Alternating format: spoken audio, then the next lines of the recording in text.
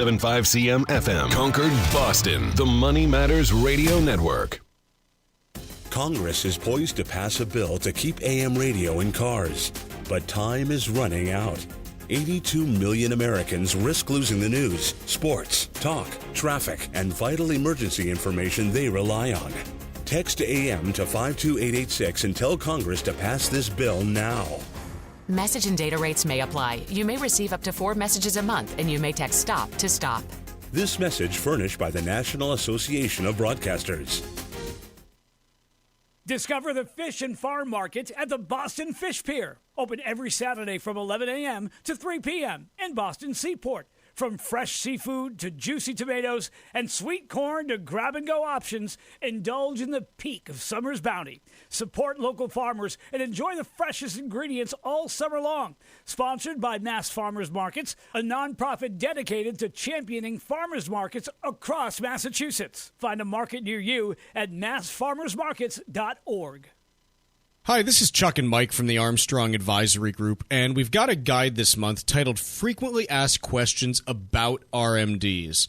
Mike, RMDs, or Required Minimum Distributions, what are they exactly? Yeah, it's not something you really think about when you're 45 years old and putting money in there, but eventually the IRS forces you to start taking the money out. And so an RMD, a required minimum distribution, is an annual amount that you must start taking out once you hit a certain age. It used to be 70.5 for everyone. Now it's as high as age 75 for some folks on their traditional 401k and IRA assets. So something like a Roth IRA for an individual would not have a required distribution. Yeah, just one of the many benefits of a Roth IRA is that lack of a required minimum distribution for the initial account holder. When you talk about how to figure out how much your required distribution is going to be, how do you determine what that amount is once you hit the age at which you qualify for them? Talk to a professional, I think, is my answer, because it is pretty complicated. But the IRS publishes this giant table about uniform life expectancies, and then you have to, compare your age to the table, compare it to your year-end balance, and come up with that dollar amount. And that dollar amount is the one that has to be withdrawn by the year end of that year. The guide is titled Frequently Asked Questions About RMDs, and the way to request it is by calling 800-393-4001. Again, the guide is titled Frequently Asked Questions About RMDs, and that phone number to request it is 800-393-4001. The proceeding was paid for by Armstrong Advisory Group, a registered investment advisor. Nothing in the ad or in any Armstrong guide is specific financial, legal, or tax advice. Consult your own financial, tax, and estate planning advisors before making any investment decisions. Armstrong may contact you to offer investment advisory services.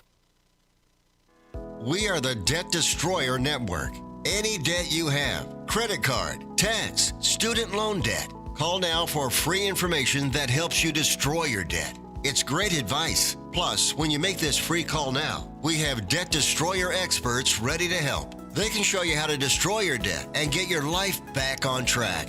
Debt problems don't have to be overwhelming. You can live stress-free and debt-free. Credit cards, medical bills, IRS tax problems, even student loan debt. Learn about free programs offered by the credit card companies, hospitals, and even the government that can help slash your debt. Call the Debt Destroyer now for free information. Call now.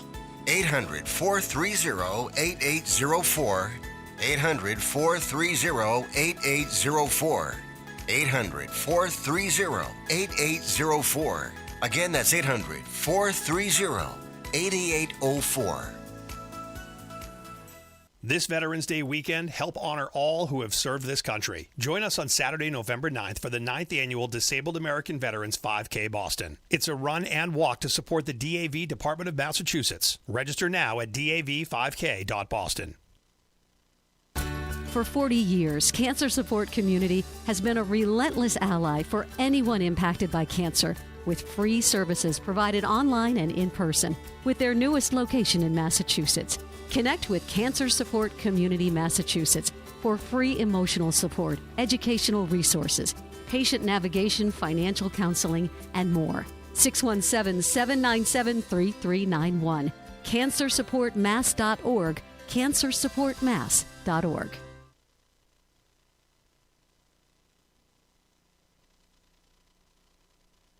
The Financial Exchange is produced by Money Matters Radio and is hosted by employees of the Armstrong Advisory Group, a registered investment advisor. All opinions expressed are solely those of the hosts, do not reflect the opinions of Armstrong Advisory or anyone else. Investments can lose money. This program does not offer any specific financial or investment advice. Please consult your own financial, tax, and estate planning advisors before making any investment decisions. Armstrong Advisory and the advertisers heard on this program do not endorse each other or their services. Armstrong and Money Matters Radio do not compensate each other for referrals and are not affiliated. This is the Financial Exchange with Chuck Zodda and Paul Lane. Your exclusive look at business and financial news affecting your day, your city, your world. Stay informed and up to date about economic and market trends, plus breaking business news every day. The Financial Exchange is a proud partner of the Disabled American Veterans Department of Massachusetts. Help us support our great American heroes by visiting DAV5K.Boston and making a donation today. The DAV 5K Boston is presented by Veterans Development Corporation. This is the Financial Exchange with Chuck Zodda and Paul Lane. Chuck, Paul, and Tucker with you here on a CPI Wednesday, not as closely followed as Jobs Friday because, well, CPI doesn't always happen on a Wednesday, so it doesn't have a catchy title like that. Sometimes PPI comes before CPI, but not this month. Yeah, it's just not as closely followed. But in the last 2.5 years, CPI, you could make the case, has been the most important report each month because it's the first meaningful inflation data that we get, and during a time in which high inflation has been the main problem, it's been the key focus for us in terms of determining Fed policy, how things are going to play out in the economy, and so on and so forth. That has shifted over the last 6 months, in my opinion, where there is no meaningful inflationary impulse out there today. It's not to say that one won't show up 6 or 12 months from now, but the inflation data is largely pretty subdued these days. And the bigger question has been on the slowing growth environment in the United States. And as such, the focus has shifted, in my opinion, from CPI to things like jobs, retail sales, car sales, things along those lines, as a more meaningful measure of where the economy is and as the most important thing to focus on. But we did get CPI data this morning. Came out at 0.2% for the headline for the month, 2.5% for the last 12 months. Core came in a touch higher than anticipated at 0.3%. Core inflation annually stayed at 3.2%, so still struggling to get that core inflation down. And Paul, interested to get your thoughts on whether that sticky core inflation number is cause for concern or just a whole bunch of poppycock. I don't think it's cause for concern. Poppycock maybe be too strong as to it not being significant at all, but that was the one major takeaway from this report, Chuck, is that overall a lot of these numbers came in line with what we anticipated. However, as you mentioned, that core was a little bit higher, and it was largely due to the fact that the shelter costs, which make up about a third of the core CPI data, were up by about 0.5% month over month and 5+% year over year. So that was the biggest contributing factor. In terms of what you prefaced us going to this inflation report on, I'm in full agreement that it really seems like the last 3 to 4 months that jobs have been a much more significant priority than the inflation report. None of this data here, while I was a touch concerned by the fact that core CPI came in a little bit higher, it's not something that is going to shift policy. If you look at the CME Fed Fund futures, which try and do a job of assessing a probability for the cut in the next upcoming meeting, which will be a week from today, it seems as if there's continues to be a very strong likelihood, about an 85% chance, that we will see a quarter basis point cut come next week. And perhaps if the core CPI data came in on the other side, not higher, but rather significantly lower, maybe more arguments could have been made to this idea of a 50 basis point cut. But to me, the reason that core CPI is significant, it being a touch higher, it reinforced that business as usual 25 basis point cut likely coming next week. Yeah, here's why I don't think it really matters is again, one data point can be, high or low. It doesn't necessarily mean anything about the broader trend. Case in point, 2 months ago, core CPI came in at 0.06%. And no one was like, oh, gee, there's no inflation ever. Like, no, that was 1 month. But the last 4 months, if you look at the data, core CPI is averaging an annualized rate of 2%. It's right in line. So the fact that you have one that comes in, a touch higher, okay, like, throw it into the blender, see what happens, but ultimately, you've got a 4-month trend that's right in line with where the Fed wants it to be. And when you look at that 3.2% yearly number, the bulk of it is concentrated in a period that you're going to be coming up against and able to replace in the annual data now. September of last year was 0.32, October 0.24, November 0.31, December 0.28, January 0.39, February 0.36, March 0.36. So you're coming up against those cycles. If you continue to print even just 0.28, that 3.2 is going to slide into the high 2s over the next few months. And if you print, more like we've seen the last 3 months before this, you're sliding into the mid 2s, and the Fed can comfortably say, yeah, there's no problem here. On the other hand, look, if you start printing, 0.4 again, yeah, we've got some issues, but what's the case for a 0.4 print at this point with the U.S. economy slowing? You have to be able to explain where that is going to come from. And I don't think that data is in evidence right now. And we should point out on the core CPI, when we mention that metric or that statistic, it is stripping out the impacts of food and energy. So it's just looking at all of the basket of goods in CPI without the impacts of food and energy. Noteworthy on this report because we saw, as Chuck mentioned, a 2.5% year-over-year print for headline CPI, which does include the impacts of gas and energy. And those were... Gas and energy specifically were a big contributor to the fact that we came in with a pretty light print on headline CPI, where we saw that gas month over month was down about 0.6% and off about 10% from a year ago.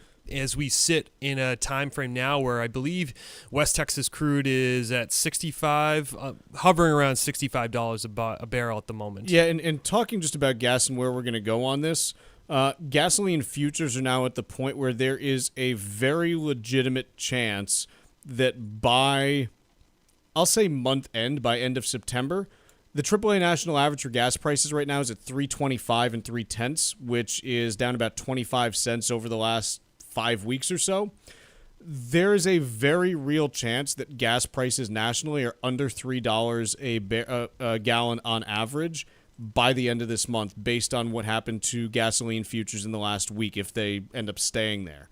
So don't count your chickens and this and that, but it looks like that is the environment that we're heading into, and that makes for a very muted headline number coming over the next month. Remember, they start surveying for the CPI. Usually it's towards the end of the second week of the month for gas prices, so they're going to start, pretty soon right now. And a month ago, the national average was 344, so you're going to get, probably I would say a 5 to 6% pullback in the CPI number for gasoline for September, and that just makes it hard to have a high headline number. The core number, hey, we're going to have to see what it ends up being, but probably a pretty good chance you're getting some muted numbers there. So the high CPI number, kind of look at that and say, okay, high core this month, I'm not sure that it means anything, and everything else is in a good but not great spot there. If you do want some things to watch when it comes to CPI, one of the data points, a guy by the name of Michael McDonough from Bloomberg pulls this data every month. He looks at, hey, this month, what share of the CPI components are growing at a rate of more than 4% annualized? Last month, it was around 37%. This month, it did tick up slightly to around 39%. So, about 4 in 10 components in CPI are still growing at a rate greater than 4% annually. If you go back to when inflation, was typically consistently running, around 2 to 2.5%, you were seeing anywhere from like 20 to 30% of these readings coming through at a north of 4% range. So it's not like you need to get down to zero, but there still is a little work, in my opinion, to get back to where you'd like to see, with around 25% of components growing north of 4%. At its worst in early 2022, over 70% of components in the CPI were growing at north of a 4% clip. Sure. Sure. So that's what we're seeing in terms of the CPI data. I do want to take a quick break here, and when we come back, I do want to talk about how this affects the Fed and how it potentially impacts their policy and recession chances, because I do think there's some meat on that bone. So we'll go after that when we come back on the Financial Exchange. The Financial Exchange is now available on your Alexa smart speaker. Ask to play the Financial Exchange and catch up on anything you might have missed. This is the Financial Exchange Radio Network. Last year, we introduced you to Mark Vaughter, CEO of Veterans Development Corporation. Mark is a career military man, and we're proud to have him back as the presenting sponsor of the 2024 DAV 5K Boston. I joined the Marine Corps when I was 18 and served proudly from 1981 to 1984. As CEO of Veterans Development Corporation, my goal is to give back to the veteran community, many of whom are employees of this company. This is one of the reasons I am so excited to be partnering with the Disabled American Veterans Department of Massachusetts on this year's DAV 5K Boston. The DAV works tirelessly to support many of our disabled veterans and provide them access to critical services that help them live comfortably every day. I hope to be part of many more success stories of our vets being able to achieve their goals and dreams when their service ends. Veterans Development Corporation is proud to be the presenting sponsor of this year's DAV 5K, taking place on Saturday, November 9th at Fort Independence in South Boston. To register for this year's race, visit dav5k.boston. If you're approaching or have recently reached the age of 73, required minimum distributions should be a key consideration as you evaluate your retirement strategy. Hi, this is Mike Armstrong from the Armstrong Advisory Group. There are several factors to think about when it comes to RMDs, including the types of accounts that require RMDs, when to take your withdrawals, how your RMD is calculated, and the penalty for missing all or part of an RMD. That's what our new guide this month is all about. It's called Frequently Asked Questions About Required Minimum Distributions, and you can get your copy today by calling 800-393-4001. RMDs are a key part of your retirement strategy, so don't delay. Get your guide today by calling 800-393-4001. That number one more time, 800-393-4001. The proceeding was paid for by Armstrong Advisory Group, a registered investment advisor. Nothing in the ad or in any Armstrong guide is specific financial, legal, or tax advice. Consult your own financial, tax, and estate planning advisors before making any investment decisions. Armstrong may contact you to offer investment advisory services. Summer is coming to an end, so it's time to take out your planner and book a spectacular vacation in the U.S. Virgin Islands, America's Caribbean paradise. St. Croix, St. Thomas, and St. John are three of the most incredible islands anywhere in the Caribbean, and their popularity is at an all-time high. Go to visitusvi.com and check out the American Caribbean, where you'll find all the information you need to book a trip that you'll never forget. If you act fast, you can still celebrate New Year's on St. Croix and enjoy the St. Croix Crucian Festival from December 26th through January 4th. Enjoy world-class cuisine, pristine beaches, a wide variety of water sports, and some of the greatest musical acts the islands have to offer. Travel to and from New England is simple, and your stay will be hassle-free, because this is the American Caribbean. There's no passport needed and no money to exchange. Fall naturally in rhythm with the heartbeat of the islands on your trip to America's Caribbean paradise. Go to visitusvi.com and make your plans today. That's visitusvi.com. We are the Debt Destroyer Network. Any debt you have, credit card, tax, student loan debt, call now for free information that helps you destroy your debt. It's great advice. Plus, when you make this free call now, we have Debt Destroyer experts ready to help. They can show you how to destroy your debt and get your life back on track. Debt problems don't have to be overwhelming. You can live stress-free and debt-free. Credit cards, medical bills, IRS tax problems, even student loan debt. Learn about free programs offered by the credit card companies, hospitals, and even the government that can help slash your debt. Call the Debt Destroyer now for free information. Call now. 800-430-8804. 800-430-8804. 800-430-8804. Again, that's 800-430-8804.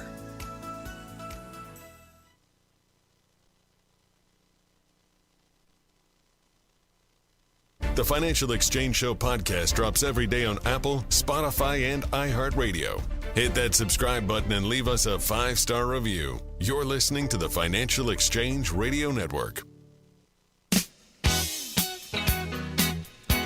The Financial Exchange is a proud partner of the Disabled American Veterans Department of Massachusetts. This year's race is Saturday, November 9th at Fort Independence on Castle Island, and registration's now open. Help us support these great American heroes by visiting DAV5K.Boston and registering for this year's race. Your gifts will support a wide variety of initiatives like the DAV Transportation Program, which takes disabled vets to important medical appointments that supply both the physical and mental care they need. For more information or to make a donation, visit DAV5K.Boston. The DAV5K Boston is presented by Veterans Development Corporation.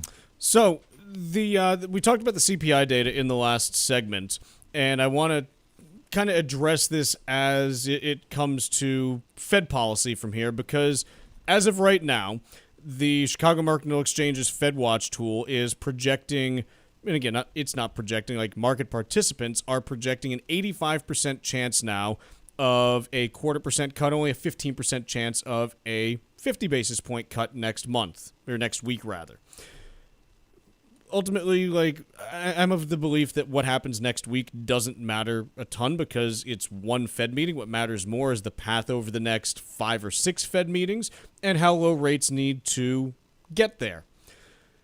Here's the piece that I think makes next week matter somewhat, which is, look, there are 5 Fed meetings between now and mid-March.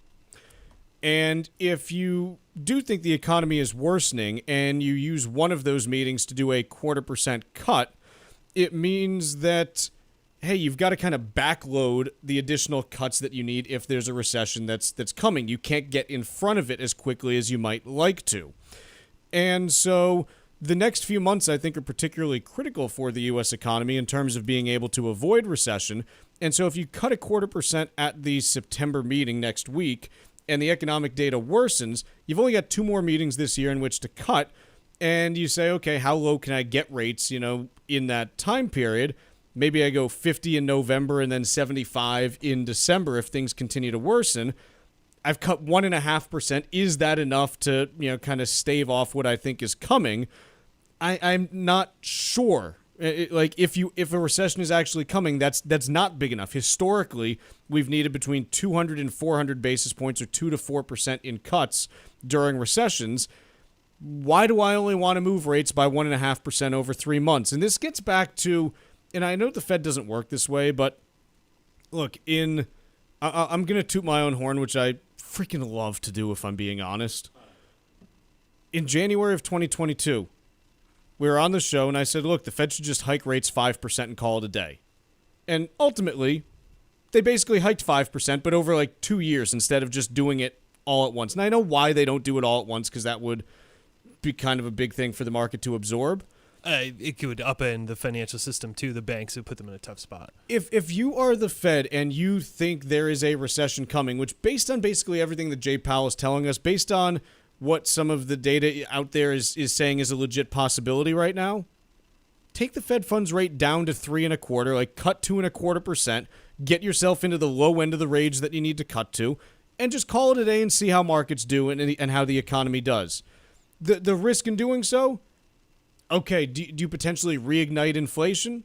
Sure, but like, where's the inflation coming from right now? All the data that we're getting worldwide, the Chinese economy sucks. It's a technical definition. It's why oil's at $65 a barrel right now, and gas prices are going to probably be in the 2s by the end of the month. The European economy right now sucks. Like, Europe is in danger of falling into recession as well. You look at German manufacturing data, you look at data out of the UK on job creation, it's horrible. And so where's the inflationary impulse going to come from? Oh, the Fed cut too quickly? What? Here's where I push back on that a little bit. I'm glad we're covering this subject today, because I do feel as if, from the housing market perspective side of things, if you really take down rates significantly, perhaps there's an argument to be made that inflation could tick up as a result of that, whether it's HELOCs, home improvement, more buyers going on the market, kind of stimulating the housing market. I don't know necessarily if it would be enough to really stoke back inflation concerns. So that would be one side of my potential cause for concern. But the greater one would be more so on this idea that we don't know necessarily if, I guess I would ask you, why are we convinced that there is a recession that is imminent? Okay, labor market weakening, but I don't know if I would sit here and tell you that I'm convinced over the next 3 to 6 months that we're going that direction. I don't feel there's enough economic indicators pointing that way, and I could be wrong and missing something, and that would be my concern about making this dramatic cut, because I can't tell you, and maybe you could tell me, like, what are the indicators that point to it being imminent? Nothing points to it being imminent. Again, I would say it's like a coin flip right now. So I'm not saying, hey, it's definitely happening, but I think that the impact on the economy is asymmetric with a recession happening compared to one not. And what I mean by that is if you have a recession, again, it's been a while since we've actually been through one. You got to go back to 2008, 2009. I don't excluding count 2020. Because like 2020 was different. That was not the economy causing a recession. That was, hey, we stopped doing stuff, and that has consequences. Recessions, they're not all like 2008. Some of them are more mild, some of them are shorter, some of them are longer. Like, you don't know what you're going to get. But they all leave these lasting scars on the economy and on participants of the economy. It's not something where you just go through it and you're like, oh, like everything's fine after 6 months. Remember, in 2008, it took us 5 or 6 years. It was like 2014 by the time we finally started to really dig out. And the downside of going into a recession, in my opinion, is dramatically higher than the downside of moving too soon to cut interest rates right now. Because what's the worst thing that happens if you cut too much today? In my opinion, okay, inflation maybe has a little second bubble back. Probably not as steep as 2022 because people still aren't sitting on as much cash as then. Supply chains aren't as snarled as then. The global economic picture is much slower. There's just not as much economic activity. So the worst downside, in my opinion, inflation comes back to 4, maybe 5%. Mm-hmm. The worst downside, if you're late on a recession call, unemployment goes up to 6%. And that's something that takes years to unwind. So, maybe, again, it's my personal view on this is that recessions you really want to avoid because they're bad. They're really bad. It's basically we it. Sound like the presidential debate. Recession bad, good economy good, chug like growth roar. Like I know, but you really don't want to go through recessions because they do leave these lasting scars on economies and like on individuals too. Talk to anyone that went through that bout of job loss in the late 2000s. Is that what we call that technically? I think that's fair. It doesn't make people think it's like 2099, right? 08. Yeah. Talk to anyone who went through that, and it takes years to even kind of get back into jobs in some cases, and your earning power is depressed for a few years after, and it's hard. It can take like 5 or 6 years to get back on your feet. I mean, that's such a seismic recession, to mention. Look at 1990. Look at 2001. Yeah, those ones are... Those weren't as bad, right? But it still took like 2 or 3 years to get back to normal. And I know we say, well, it's only a few years, like you'll be fine. But try living through 2 years, like in the suck, and it's different. Let's take a quick break. When we come back, we're joined by Todd Lutsky from Cushing and Dolan for Ask Todd.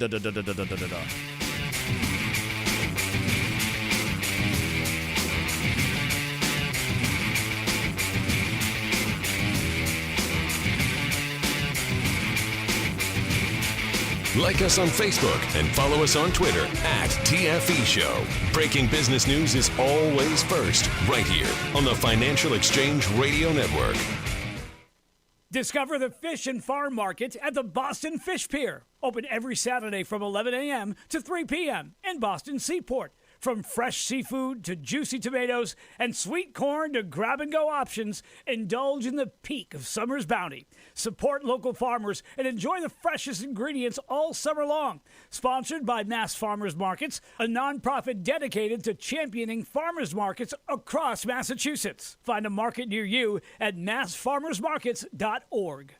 This Veterans Day weekend, help honor all who have served this country. Join us on Saturday, November 9th for the 9th Annual Disabled American Veterans 5K Boston. It's a run and walk to support the DAV Department of Massachusetts. Saturday, November 9th at DCR's Castle Island in South Boston. Together, let's honor all who have sacrificed for our freedom. Register or donate now at dav5k.boston. That's dav5k.boston.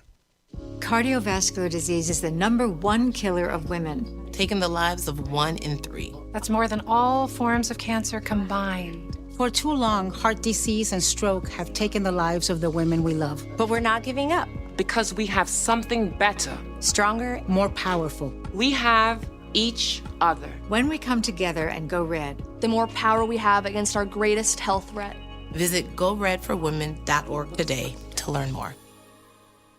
Saving money in an IRA or a 401k can provide tax advantages and are excellent ways to help make sure you're financially prepared for retirement. Hi, this is Mike Armstrong from the Armstrong Advisory Group, and if you're nearing retirement, you need to be aware of the federal regulations regarding required minimum distributions. Once you reach a certain age, you must begin withdrawing money from these accounts. RMDs can influence which accounts to withdraw from first and how much you'll owe in taxes during retirement. If you need information regarding the rules related to RMDs, call us at 800-393-4001 and ask for your copy of our new free guide called Frequently Asked Questions about Required Minimum Distributions. RMDs are a core element to your retirement strategy, and this guide can help educate you on the rules related to them. That number again, 800-393-4001. The proceeding was paid for by Armstrong Advisory Group, a registered investment advisor. Nothing in the ad or in any Armstrong guide is specific financial, legal, or tax advice. Consult your own financial, tax, and estate planning advisors before making any investment decisions. Armstrong may contact you to offer investment advisory services.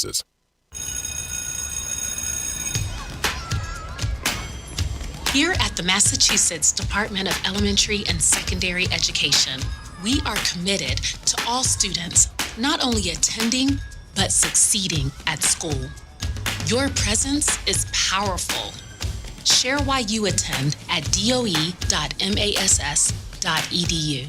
Sponsored by the Massachusetts Department of Elementary and Secondary Education.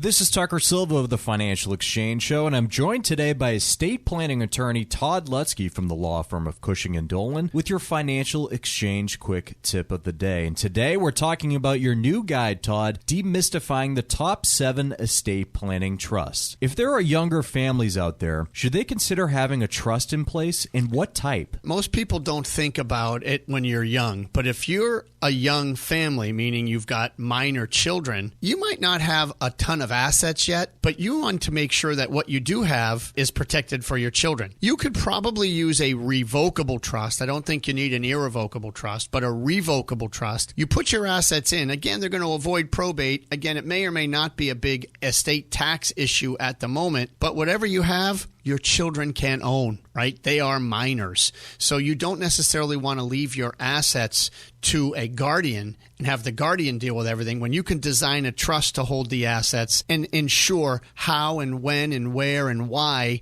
they get these assets. Just pick the right trustee, put the language you need in the trust to control it for those children, and the trust will accomplish that task. So just because you're young, folks, doesn't mean you shouldn't think about your estate planning. Sometimes it's not all about the money and the probate and the taxes, but more so about the family behind the estate plan. The estate planning experts at Cushing & Dolan have been helping families like yours for more than 30 years, and they have written a brand new guide called Demystifying the Top 7 Estate Planning Trusts. Call right now for your free copy, 866-848-5699. That's 866-848-5699, or you can request it from their website, legalexchangeshow.com. The proceeding was paid for, and the views expressed are solely those of Cushing & Dolan. Cushing & Dolan and or Armstrong Advisory may contact you offering legal or investment services. Cushing and Armstrong do not endorse each other and are not affiliated.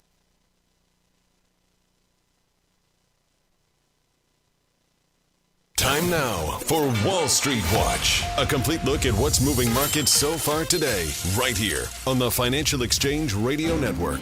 A little bit of a sell-off going on Wall Street as traders are reacting to the latest measure of inflation, the Consumer Price Index, where consumer prices climbed 2.5% on an annual basis in August, in line with expectations. Right now, the Dow is down by 1 3/4% or 716 points. S&P 500 is down 1.5% or 82 points, and the Nasdaq down just over 1% or 184 points. Russell 2000 is down by about 1.5% as well. 10-year Treasury yield down by 2 basis points at 3.62%, and crude oil rebounding today, up 1.5%, trading at $66.67 a barrel. A couple of companies that reported after the bell yesterday are garnering attention were GameStop shares, down by 17% after the video game retailer reported a sharp decline in sales for the most recent quarter. The company generated $798 million in revenue, marking a more than a 20% drop in sales from a year ago. Meanwhile, Dave & Buster's up by 1% after the arcade and restaurant operator beat quarterly earnings expectations last evening. However, revenue fell just short of street forecasts. Elsewhere, shares in Trump Media and Technology down by 16% in reaction to last night's presidential debate. And Jefferies upgraded Williams-Sonoma to buy from hold, where the analyst said the home furnisher has hidden gems within its portfolio and can benefit from even a modest recovery in the housing market. I'm Tucker Silva, and that's Wall Street Watch. This is Ask Todd on the Financial Exchange Radio Network. If you have an existing estate plan or are in the market for one, Todd Lutsky is here to answer your questions and help you plan for later life. Ask Todd is presented by Cushing & Dolan, serving Massachusetts and New England for more than 35 years, helping families with estate and tax planning, Medicaid planning, and probate law. Visit CushingDolan.com. Now, here's Todd Lutsky. As promised, we're joined now by Todd Lutsky from the law firm of Cushing & Dolan. Segment is Ask Todd. We got the phone lines open so you can ask Todd your estate planning questions. 888-205-2263 is the number to call. Usually we can get through a few of these, so make sure that you get calling early to get in line and make sure Todd gets to your question. That number again is 888-205-2263.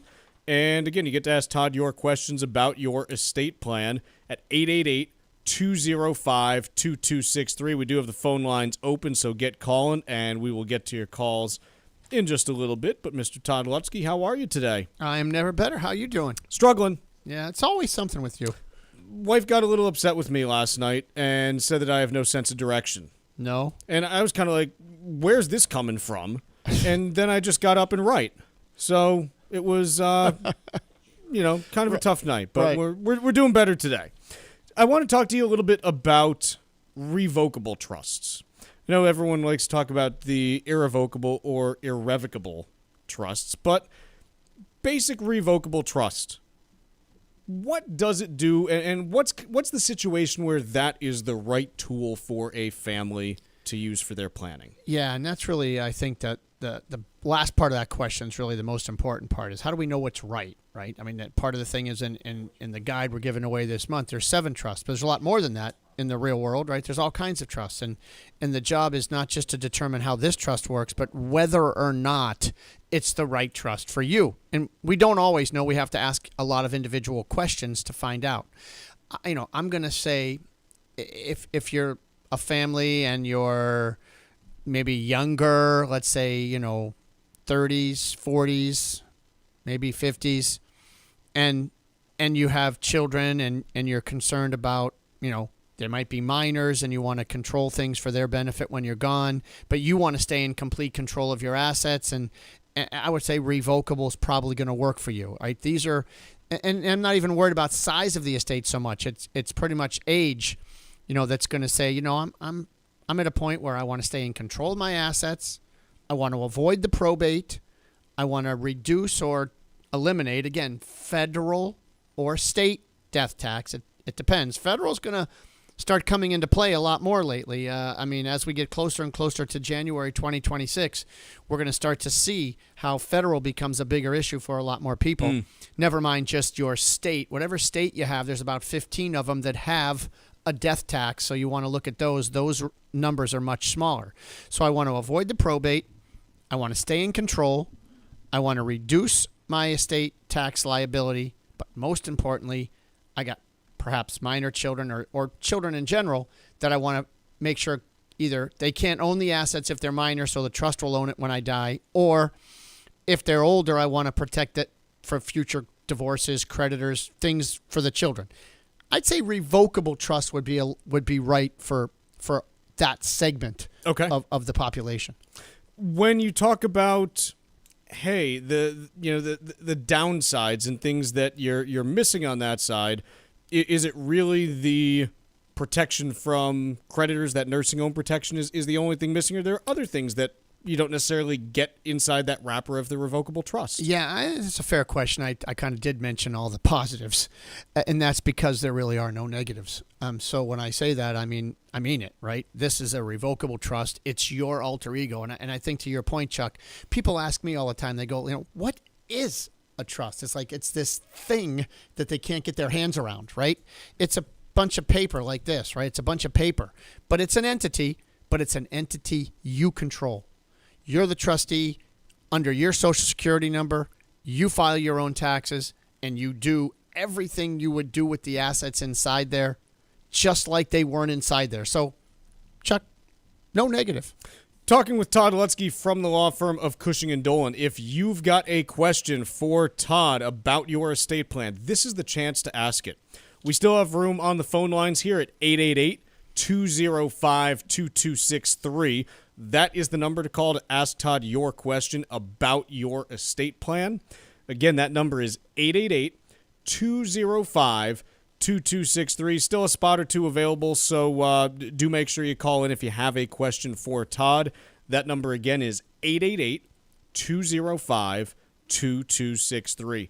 We're going to take a quick break, but after we come back, it's right to your questions with Todd. That number one more time is 888-205-2263. Ask Todd with Todd Lutsky every Wednesday at 10:30, only here on the Financial Exchange Radio Network. Summer is coming to an end, so it's time to take out your planner and book a spectacular vacation in the U.S. Virgin Islands, America's Caribbean paradise. St. Croix, St. Thomas, and St. John are three of the most incredible islands anywhere in the Caribbean, and their popularity is at an all-time high. Go to visitusvi.com and check out the American Caribbean, where you'll find all the information you need to book a trip that you'll never forget. If you act fast, you can still celebrate New Year's on St. Croix and enjoy the St. Croix Crucian Festival from December 26th through January 4th. Enjoy world-class cuisine, pristine beaches, a wide variety of water sports, and some of the greatest musical acts the islands have to offer. Travel to and from New England is simple, and your stay will be hassle-free because this is the American Caribbean. There's no passport needed and no money to exchange. Fall naturally in rhythm with the heartbeat of the islands on your trip to America's Caribbean paradise. Go to visitusvi.com and make your plans today. That's visitusvi.com. If you're approaching or have recently reached the age of 73, required minimum distributions should be a key consideration as you evaluate your retirement strategy. Hi, this is Mike Armstrong from the Armstrong Advisory Group. There are several factors to think about when it comes to RMDs, including the types of accounts that require RMDs, when to take your withdrawals, how your RMD is calculated, and the penalty for missing all or part of an RMD. That's what our new guide this month is all about. It's called Frequently Asked Questions About Required Minimum Distributions, and you can get your copy today by calling 800-393-4001. RMDs are a key part of your retirement strategy, so don't delay. Get your guide today by calling 800-393-4001. That number one more time, 800-393-4001. The proceeding was paid for by Armstrong Advisory Group, a registered investment advisor. Nothing in the ad or in any Armstrong guide is specific financial, legal, or tax advice. Consult your own financial, tax, and estate planning advisors before making any investment decisions. Armstrong may contact you to offer investment advisory services. Cushing & Dolan are experts in elder life planning and taxation. They know that every family is unique and that every estate plan must be different. Early planning is crucial if you want a stress-free retirement, and trusts are oftentimes the document of choice to help protect your assets. But with so many kinds of trusts, you need to learn about which one is right for your plan. Revocable and irrevocable trusts are most common, but there are several differences, as well as numerous tax implications with each. If you're ready to start your planning or need to refresh an existing plan, call Cushing & Dolan and ask for their new guide called Demystifying the Top 7 Estate Planning Trusts. Learn how to protect your assets and potentially eliminate your estate taxes. Call 866-848-5699 right now and ask for your guide today. That's 866-848-5699 or request it online at LegalExchangeShow.com. The proceeding was paid for and the views expressed are solely those of Cushing & Dolan. Cushing & Dolan and or Armstrong Advisory may contact you offering legal or investment services. Cushing & Dolan and Armstrong Advisory do not endorse each other and are not affiliated. Hey, listen, are you a 50-year-old person looking for term life insurance? Then you need to talk to Bob.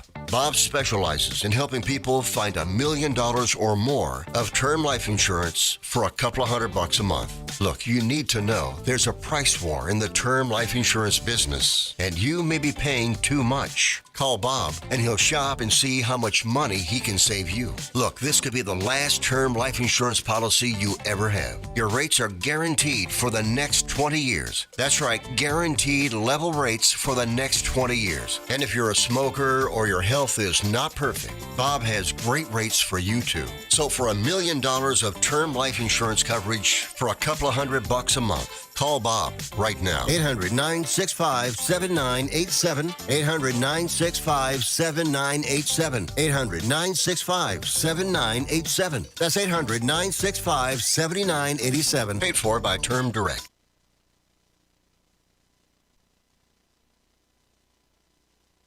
Todd Lutsky answers your questions about estate and elder life planning every Wednesday at 10:30, right here on the Financial Exchange Radio Network.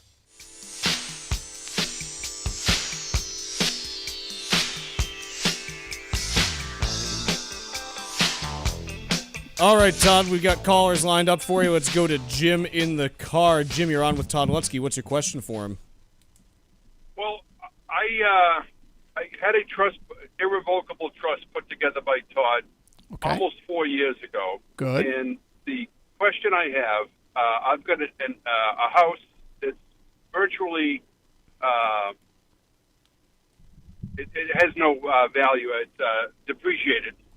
It's almost a fully depreciated asset. I'm entertaining swapping it out to a 1031 exchange. Yes. So I'll get rid of the house, probably get a bank loan for the balance.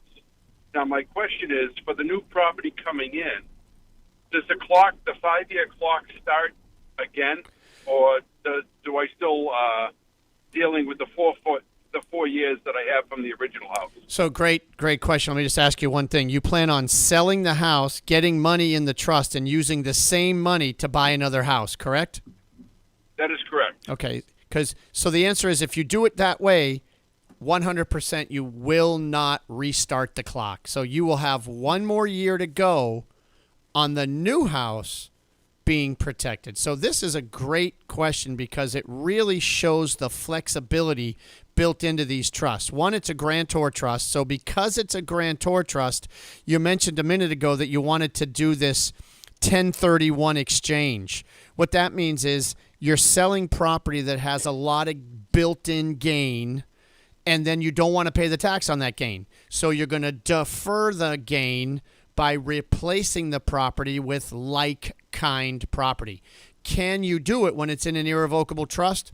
Yes, because it's a grantor trust, and because a grantor trust means you're the owner for income tax purposes, so you have all the same benefits you would as if you owned it for income tax purposes. So great news. You can do the 1031 exchange. You can defer the gain and have it built into the new property. And when you buy and sell through the trust, as long as the money comes in the trust and goes back out of the trust to buy new property that comes in the trust, you will not restart the 5-year waiting period. And in 1 year, the new property will be protected from the cost of long-term care. So great question. I hope that helps a lot. And folks, that is exactly why you want to get this guide. This guide not only talks about Medicaid irrevocable trusts, which is what Jim was talking about, but it adds 6 other trusts, from nominee realty trusts to revocable trusts that Chuck and I were talking about earlier, to special needs trusts if you have a child, or sole benefit trusts, life insurance trusts. It's really designed to explain a lot of these trusts, and if you've never done estate planning, this guide will help you figure out what's right for you. If you've done planning and you want to switch, might be helpful as well. So call, get the guide, 866-848-5699. 866-848-5699 or legalexchangeshow.com. Demystifying the top 7 estate planning trusts. 866-848-5699 or legalexchangeshow.com. Next up for you, Todd, is Tom in Burlington. Tom, what is your question for Todd Lutsky? Yes, good morning. I have a piece of rental property. My father and I have it in a revocable trust. We're both trustees. If he was to pass and I sold it, would I be paying capital gains on the whole property or just half? So is this property, when you say it's in the revocable trust, is the revocable trust your dad's revocable trust? We're both on it as trustees. No. That doesn't matter. Who the trustee is irrelevant. Who owned the property? Whose name was on the property prior to it going into the revocable trust? It was an estate with my grandfather, and there was a deed putting it into this trust back in probably 20 years Well, when your ago. grandfather died, did the property go to your dad? His dad and his sister signed off and put it into this trust. So your dad got it 100%. In other words, it went to your dad and your and his sister. Your sister gave it to your dad, and your dad put it 100% into this trust. Yes. If that's how it went, you don't own any part of it, okay? Which is good, actually, because if you don't own any part of it, even though you're the trustee on the trust, when he dies, because it's a revocable trust, the assets in there will be 100% included in his gross estate. Not his probate estate. It'll avoid probate. But it'll be included in his gross estate, thereby giving the beneficiaries who get it upon his death, let's assume it's his kids and you're one of them, when you kids get the property, you will get it with a brand new basis equal to fair market value. Example, if the house is worth $1 million on the date of death, regardless of how much it was rented and the basis depreciated during life, when you kids get it, if it's worth $1 million on the date of death, it's as if you paid $1 million for it. And then if you sell it relatively close to death, close after death, there will be zero capital gains tax to be paid. So hopefully that answers your question. Todd, I've got another one here for you. Let's see if we can get through this call from Joyce in Rentham. Joyce, we've only got a couple minutes, so you've got to be quick, but what's your question for Todd? Hey, I'll be real quick. My husband and I have a revocable trust, and I wanted to know if we should have our checking accounts in the revocable trust and our stocks also. Great question. Quick answer, of course, is yes, they should be in there, but let me explain a little bit about why and how. So when you have a revocable trust, and again, I know the guide talks about many trusts. This is a revocable trust. So when you have a revocable trust, there is almost nothing that shouldn't be in there except retirement accounts. Okay, so your bank accounts, your rental property like Tom had, or a primary residence like you might have, should be retitled to the trust.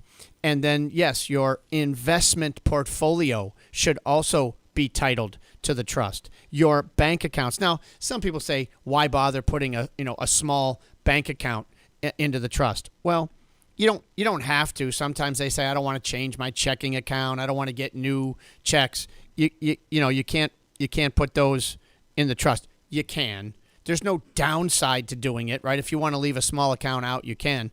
But there's no downside. Everything is in your Social Security number when you retitle these to the trust. There's no separate tax return, and you are 100% in charge of what's in there. Now, why am I stressing everything should go in there? Because if it's not in there, you might not be helping your estate tax liability situation, which is likely one of the reasons you have a revocable trust. In other words, on the first death, you want to shelter assets so they're not taxed on the second death. And if they're not in the trust to be sheltered, then you're wasting some of your exemption. So if it's just jointly owned, it goes to each other and you waste sheltering it for estate taxes. So the more you can put in a revocable trust, likely the better. Sorry for the long-winded answer, but I hope that helps out. Mr. Lutsky, thank you so much for joining us today. We appreciate it. You're always a pleasure. Thank you. This has been Ask Todd on the Financial Exchange Radio Network. Ask Todd with Todd Lutsky has been presented by Cushing & Dolan, serving Massachusetts and New England for more than 30 years, helping families with estate and tax planning, Medicaid planning, and probate law. Call 800-393-4001 or visit CushingDolan.com. The views expressed in this segment are solely those of Cushing & Dolan. Armstrong Advisory does not provide any legal or tax advice. Please consult with your legal or tax advisor on such matters. Cushing and Armstrong do not endorse each other and are not affiliated. Cushing & Dolan are experts in elder life planning and taxation. They know that every family is unique and that every estate plan must be different. Early planning is crucial if you want a stress-free retirement, and trusts are oftentimes the document of choice to help protect your assets. But with so many kinds of trusts, you need to learn about which one is right for your plan. Revocable and irrevocable trusts are most common, but there are several differences, as well as numerous tax implications with each. If you're ready to start your planning or need to refresh an existing plan, call Cushing & Dolan and ask for their new guide called Demystifying the Top 7 Estate Planning Trusts. Learn how to protect your assets and potentially eliminate your estate taxes. Call 866-848-5699 right now and ask for your guide today. That's 866-848-5699 or request it online at LegalExchangeShow.com. The proceeding was paid for and the views expressed are solely those of Cushing & Dolan. Cushing & Dolan and or Armstrong Advisory may contact you offering legal or investment services. Cushing & Dolan and Armstrong Advisory do not endorse each other and are not affiliated. Still a lot more to come on the second hour of the Financial Exchange here, including some discussion of Social Security cost of living adjustments for next year. We'll also give some further thought to whether or not the U.S. is heading into recession. Also, oil prices, gas prices coming down. We'll talk about how far those could fall in the coming weeks here. And then a little bit of a discussion on McDonald's and other fast food companies continuing to push away from human cashiers and moving towards more kiosks and automation. All that and more coming up in hour 2. Stick around. We're back in a bit.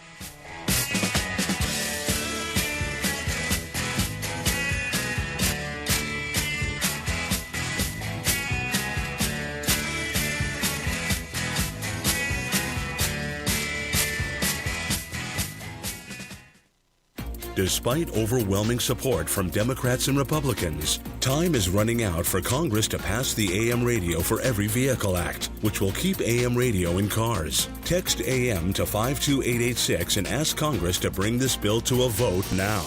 AM radio is too important to let this moment pass us by. Message and data rates may apply. You may receive up to 4 messages a month, and you may text STOP to stop. This message furnished by the National Association of Broadcasters. Summer is coming to an end, so it's time to take out your planner and book a spectacular vacation in the U.S. Virgin Islands, America's Caribbean paradise. St. Croix, St. Thomas, and St. John are 3 of the most incredible islands anywhere in the Caribbean, and their popularity is at an all-time high. Go to visitusvi.com and check out the American Caribbean, where you'll find all the information you need to book a trip that you'll never forget. If you act fast, you can still celebrate New Year's on St. Croix and enjoy the St. Croix Crucian Festival from December 26th through January 4th. Enjoy world-class cuisine, pristine beaches, a wide variety of water sports, and some of the greatest musical acts the islands have to offer. Travel to and from New England is simple, and your stay will be hassle-free, because this is the American Caribbean. There's no passport needed and no money to exchange. Fall naturally in rhythm with the heartbeat of the islands on your trip to America's Caribbean paradise. Go to visitusvi.com and make your plans today. That's visitusvi.com. Sometimes we know what's next. Other times, it's impossible to know. Life can change in an instant. Don't be caught standing by the next time someone's heart stops. Knowing CPR gives you the ability to act and takes you from bystander to lifesaver.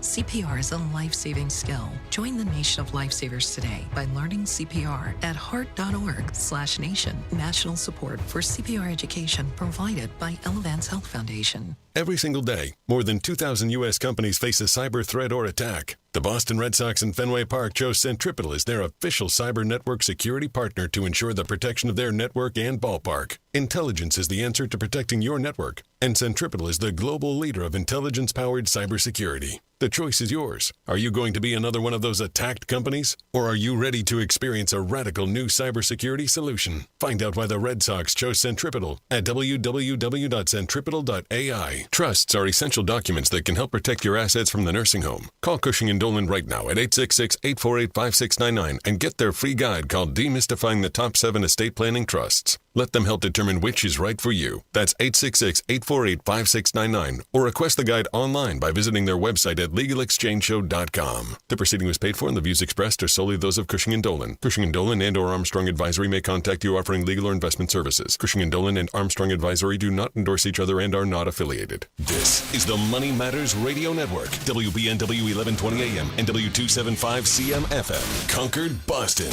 The Money Matters Radio Network. Hi, this is Chuck and Mike from the Armstrong Advisory Group, and we have a guide available this month titled Frequently Asked Questions About RMDs. Mike, one of the places where there's been a huge change in the last few years is with regards to inherited IRAs and whether individuals are required to take money out of them on an annual basis. What is the latest guidance from the IRS? Well, the latest guidance is that it still depends. It depends on so much and so many complicating factors. Were you married at the time that you passed away? What's the age difference between you and the person who passed away? Are you older or younger? When did the person pass away? I could go on at length here, Chuck, but there are a lot of complicating factors. But generally speaking, yes, you are going to be subject to a required minimum distribution in most cases when you inherit a retirement. And for someone who is inheriting a retirement account from someone other than a spouse, there also is this 10-year period with which you must exhaust the account completely, so you're going to have to end up having all of that come out as taxable income, even if your RMDs don't satisfy that 10-year requirement. Yeah, they really like to complicate this, and so you've got two competing formulas in there at all times about what you have to do with a retirement account that's inherited. Really, really complicated stuff, Joe. It's a really complex issue. If you like to learn more about this topic, the guide again is titled Frequently Asked Questions About RMDs, and the way to request it is by calling 800-393-4001. That guide again is titled Frequently Asked Questions About RMDs, and the phone number is 800-393-4001. The proceeding was paid for by Armstrong Advisory Group, a registered investment advisor. Nothing in the ad or in any Armstrong guide is specific financial, legal, or tax advice. Consult your own financial, tax, and estate planning advisors before making any investment decisions. Armstrong may contact you to offer investment advisory services. Are you retired like me and you just found out you owe the IRS a ton of money? Well, what would your life be like if they took your retirement savings away from you? They can do it, and your property. If you owe the IRS back taxes or you haven't filed in a while, the tax relief line is here to help you. They can stop the IRS from taking your retirement savings. If you qualify, you could have your tax bill reduced to zero. That's right. If you're retired and you owe the IRS a lot in back taxes, you could have your entire tax bill reduced to zero due. The IRS has now hired thousands of new employees, so they're ready to come after you. Don't let them take your retirement savings or property. Make this free call now. 800-251-2153. 800-251-2153. 800-251-2153. That's 800-251-2153. Discover the fish and farm markets at the Boston Fish Pier. Open every Saturday from 11 a.m. to 3 p.m. in Boston Seaport. From fresh seafood to juicy tomatoes and sweet corn to grab-and-go options, indulge in the peak of summer's bounty. Support local farmers and enjoy the freshest ingredients all summer long. Sponsored by Mass Farmers Markets, a nonprofit dedicated to championing farmers markets across Massachusetts. Find a market near you at massfarmersmarkets.org. Hi, I'm Lisa Hughes. This Veterans Day weekend, help honor all who've served our country and join WBZ for the annual DAV 5K. A run or walk to support disabled vets here in Massachusetts with housing, transportation, and other critical support. Saturday, November 9th at DCR's Castle Island in South Boston. Let's thank all who have sacrificed for our freedom and help our heroes on their road to recovery. Visit DAV5K.Boston to register or donate today. The DAV 5K Boston is presented by Veterans Development Corporation. Protecting your assets is your most important financial responsibility, and irrevocable trusts can help you. Keep your assets safe from probate and the nursing home by calling Cushing & Dolan right now at 866-848-5699. Get their new guide called Unlocking the Power of Irrevocable Medicaid Trusts. That's 866-848-5699, or request it online by visiting LegalExchangeShow.com. The proceeding was paid for, and the views expressed are solely those of Cushing & Dolan. Cushing & Dolan and or Armstrong Advisory may contact you offering legal or investment services. Cushing & Dolan and Armstrong Advisory do not endorse each other and are not affiliated. For 40 years, Cancer Support Community has been a relentless ally for anyone impacted by cancer, with free services provided online and in person, with their newest location in Massachusetts. Connect with Cancer Support Community Massachusetts for free emotional support, educational resources, patient navigation, financial counseling, and more. 617-797-3391. CancerSupportMass.org, CancerSupportMass.org.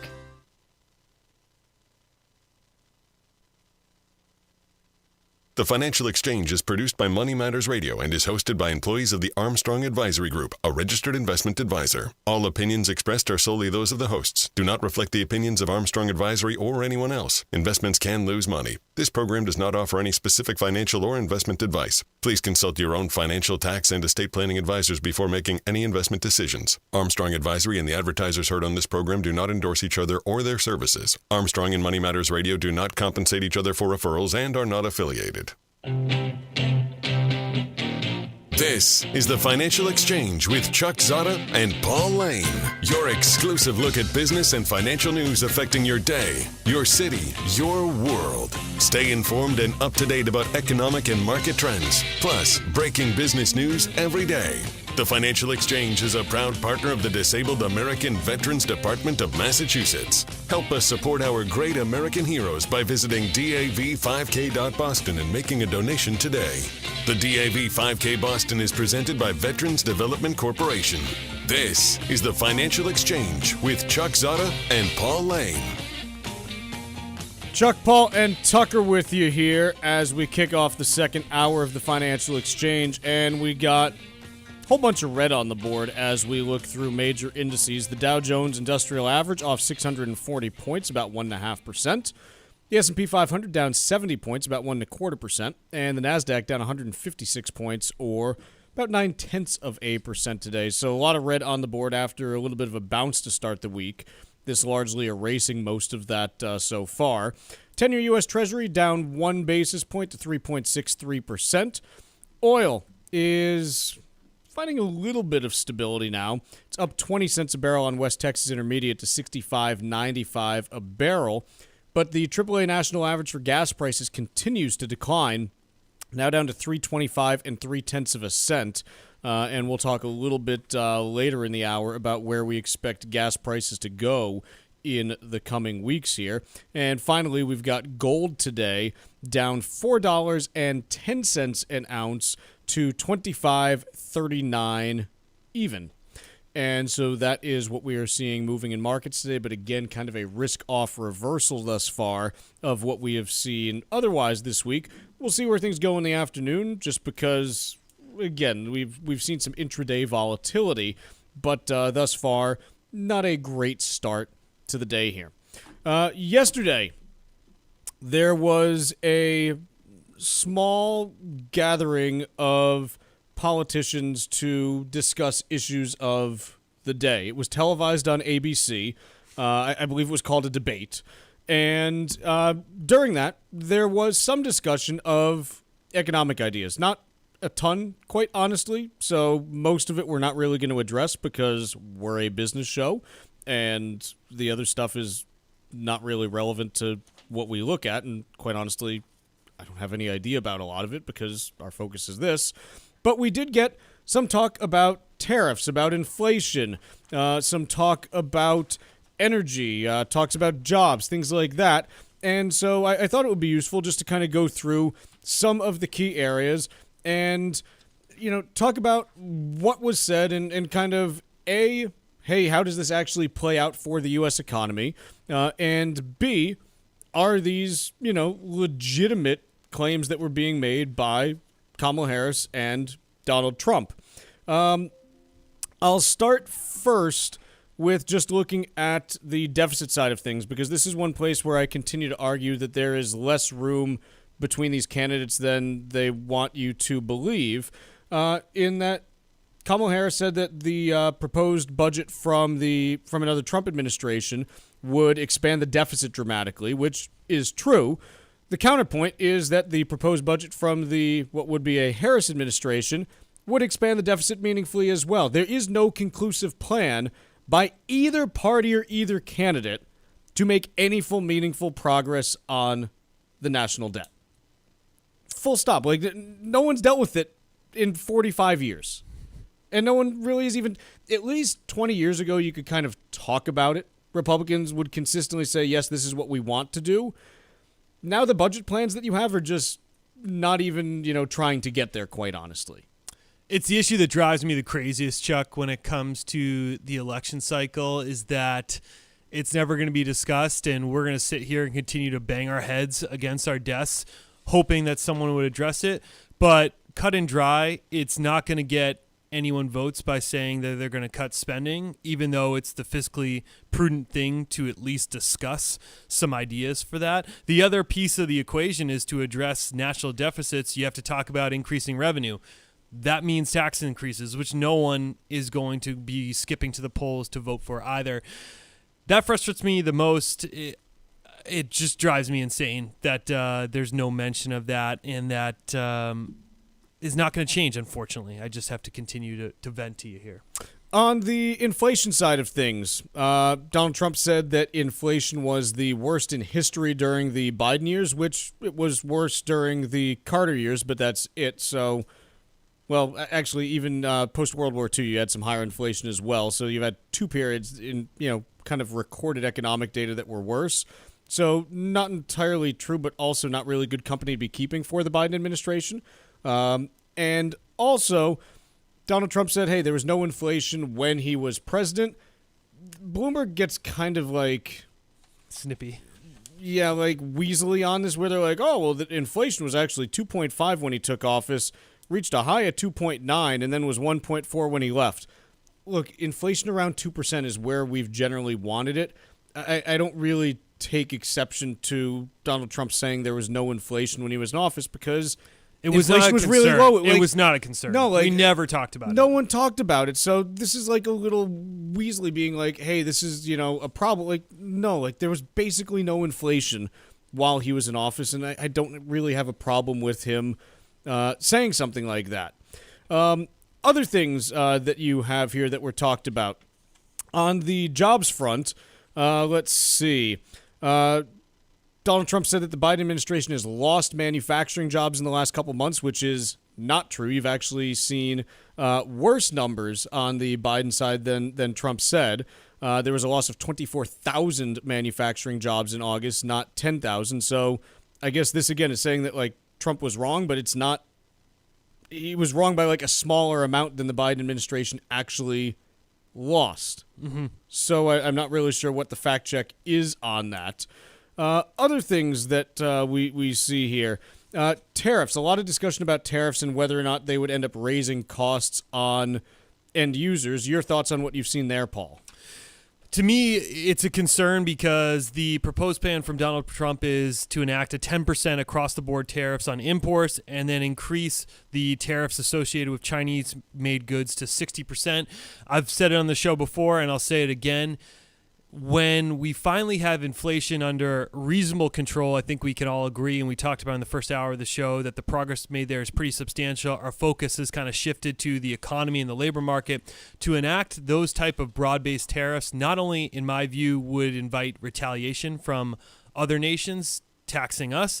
Additionally, what you could run into, I'm very convinced, and economists have proven this out, that ultimately it does end up going down to the end consumer who foots the bill for those types of tariffs. Again, it's important to note that all these political concepts of a plan, ideas, or just potential policies have to be taken with a grain of salt, Chuck, because you got to get into office and you got to get Congress on board with passing something. Right. And it's just, I hate that I spent so much time last election talking about Biden and tax increases and all this different stuff that none of it came to fruition. So I always want to make sure I mention that when we're talking about proposed policies, that they're a bit pie in the sky until a couple things come into place. Most of the time, you really don't have to pay that close attention because they usually don't end up happening. Show me, yeah. I'll just wrap up with this one. On the energy side of things, Kamala Harris says that she would not ban fracking, hydraulic fracturing, in order to, drill for energy. Previously, Harris had been in favor of a plan that would have banned fracking. So, again, potentially some changes from previously stated positions as well. Again, we'll see, what policy actually ends up coming to be once, we know who's president, once we see what they do. But generally, a lot of this stuff is rarely actually enacted. It's, you don't have, 10 bills passing in a given year normally about economic stuff just because you can't get Congress on board usually. So I think that the main takeaway is, hey, most of the stuff that's being talked about, probably not going to happen, A. B, there's a whole bunch of claims that get thrown out in debates that are questionable, because that's kind of what you do in a debate, is you kind of go up to that line and in some cases go through it. And quite honestly, I'm not sure that we really learned anything new as a result of this from an economic perspective. Do markets care about last night? I don't really know how you would even measure it. Okay. Just asking the question. I had looked back at the last debate. The VIX at that point, we were in a very subdued period of time for volatility. It was extremely low at that point. It did not move significantly the following day. You can make the argument that interest rates, there was a bit of an uptick 2 days after the first debate, but I am of the proponent that these debates do very little to move markets. The reason that markets are down today is the inflation report and the idea of maybe 50 basis points being off the table, or September just being a wonky month, more so than anything that happened in the debate last night. Let's take a quick break here. When we come back, we'll do a little bit of trivia, and then we're talking Social Security cost of living adjustments for next year, right after this. Miss any of the show? Catch up at your convenience by visiting financialexchangeshow.com and clicking the on-demand icon, where you'll find all of our interviews and full shows. This is your home for the latest business and financial news in New England and around the country. This is the Financial Exchange Radio Network. If your business needs help tracking inventory, SAB Solutions can help. We've been helping businesses change from manual to automated warehouse management systems for more than 15 years. And when we put our solution in place, it'll make your business more efficient and avoid delayed shipments to your customers. SAB Solutions understands inventory management, and by using our system, your warehouse will quickly show an increase in productivity and accuracy. For a no-cost assessment, visit us online at sabsolutionsma.com. That's sabsolutionsma.com. Trusts are essential documents that can help protect your assets from the nursing home. Call Cushing & Dolan right now at 866-848-5699 and get their free guide called Demystifying the Top 7 Estate Planning Trusts. Let them help determine which is right for you. That's 866-848-5699, or request the guide online by visiting their website at legalexchangeshow.com. The proceeding was paid for, and the views expressed are solely those of Cushing & Dolan. Cushing & Dolan and or Armstrong Advisory may contact you offering legal or investment services. Cushing & Dolan and Armstrong Advisory do not endorse each other and are not affiliated. Summer is coming to an end, so it's time to take out your planner and book a spectacular vacation in the U.S. Virgin Islands, America's Caribbean paradise. St. Croix, St. Thomas, and St. John are three of the most incredible islands anywhere in the Caribbean, and their popularity is at an all-time high. Go to visitusvi.com and check out the American Caribbean, where you'll find all the information you need to book a trip that you'll never forget. If you act fast, you can still celebrate New Year's on St. Croix and enjoy the St. Croix Crucian Festival from December 26th through January 4th. Enjoy world-class cuisine, pristine beaches, a wide variety of water sports, and some of the greatest musical acts the islands have to offer. Travel to and from New England is simple, and your stay will be hassle-free because this is the American Caribbean. There's no passport needed and no money to exchange. Fall naturally in rhythm with the heartbeat of the islands on your trip to America's Caribbean paradise. Go to visitusvi.com and make your plans today. That's visitusvi.com. Congress is poised to pass a bill to keep AM radio in cars, but time is running out. 82 million Americans risk losing the news, sports, talk, traffic, and vital emergency information they rely on. Text AM to 52886 and tell Congress to pass this bill now. Message and data rates may apply. You may receive up to 4 messages a month, and you may text STOP to stop. This message furnished by the National Association of Broadcasters. Environmental nonprofit Ocean River Institute is working with communities to tackle climate change with nature-based solutions that feature slowing water down and building more soil with grasses and plants. Research indicates that people acting in their own neighborhoods can build an inch of soil in a year and slow sea level rise down by as much as 25%.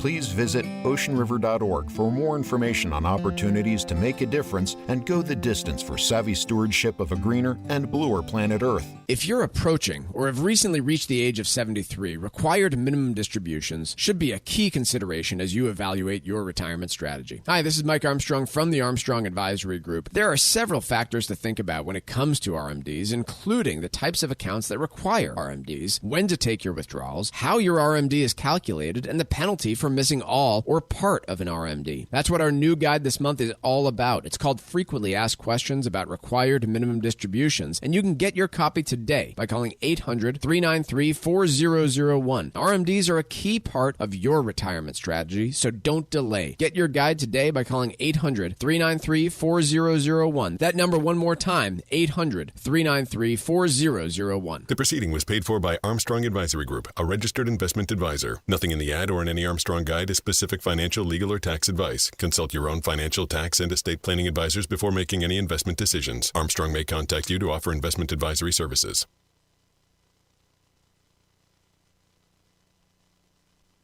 Text us 617-362-1385 with your comments and questions about today's show, and let us know what you think about the stories we're covering. This is the Financial Exchange Radio Network.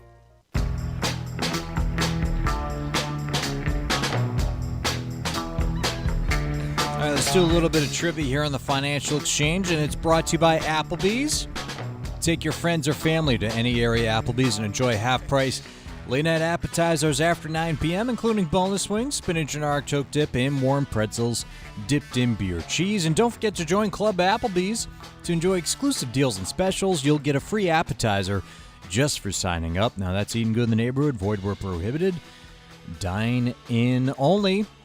Well, as we all witnessed, last night was the first presidential debate between Kamala Harris and Donald Trump. The first televised presidential debate took place 64 years ago. Trivia question today: which two candidates appeared in the first televised presidential debate? Once again, which two candidates appeared in the first televised presidential debate?